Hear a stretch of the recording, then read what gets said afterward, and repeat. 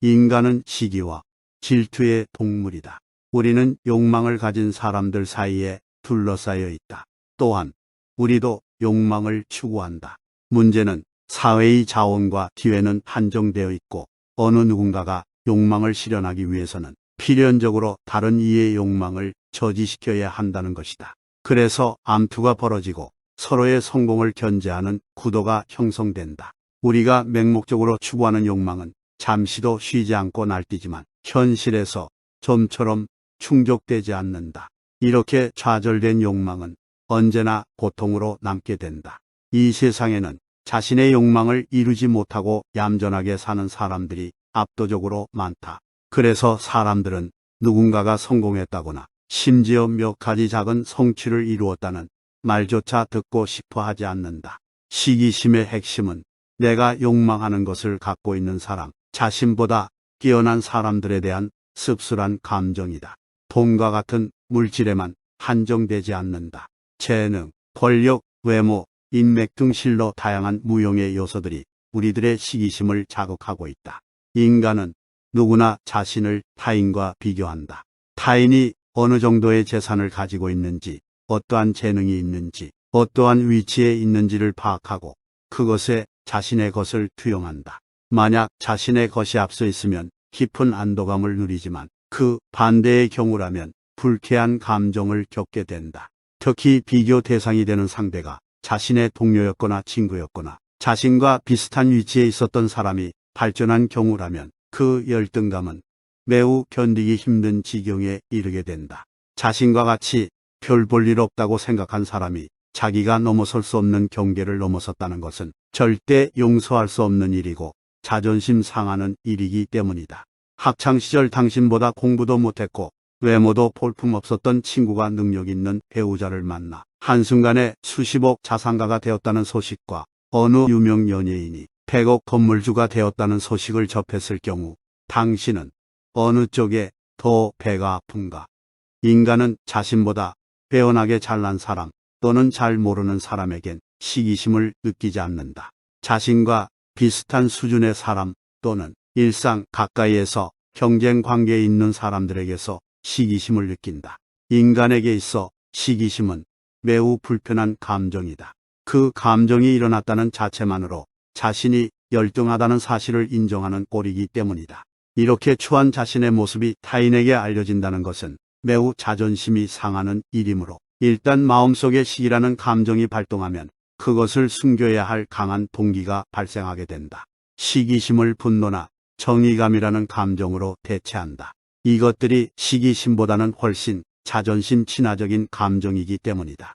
분노나 정의감이라는 감정으로 도망을 치게 되면 자신이 열등하다는 사실을 인정하지 않으면서도 매우 그럴듯한 변명거리를 찾을 수 있게 되는 것이다. 내가 느끼는 감정은 분노이지 너에 대한 질투가 아니야. 이들이 말하는 분노의 감정을 잘 들어보면 대부분 이런 식이다. 너는 나와 별반 다를 게 없는 인간인데 나에게는 너처럼 동등한 기회가 주어지지 않았다거나 운이 나빴다거나 평가 방식이 공정하지 않았다는 것이다. 또는 당신의 성취에서 단 하나라도 조그마한 도덕적 흠결이 보이면 그것을 확대 해석하여 그 격을 낮추려고 할 것이다. 다른 모든 것이 열등해도 알량한 도덕적 우월감 하나로 당신보다 위에 서려고 할 것이다. 자기 개발을 하여 발전할수록 자신이 주변 사람들로부터 존경과 경애의 대상, 칭찬과 응원의 대상이 되길 바라겠지만 사실은 그 정반대의 결과를 맞이할 가능성이 크다는 점을 알아야 한다. 누군가 당신의 성취를 대단하다고 인정하면 제 생각보다 별거 없어. 그래서 그걸로 돈 많이 벌 수 있냐? 그거 누구나 할 수 있는 거 아니냐? 식으로 당신의 노력과 성취를 깎아내리는 사람이 분명 등장할 것이다. 이들은 어떻게든 당신의 레벨을 자신의 레벨로 끌어내려서 자신과 동등한 처지로 만드는 것에 혈안이 되어 있다.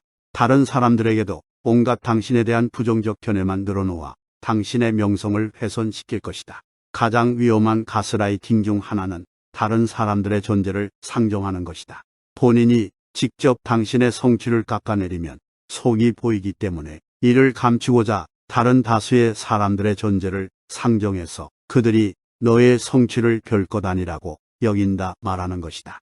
에고의 힘겨루기는 원래 이런 것이다. 인간은 자신과 처지가 비슷한 사람과 비교한다.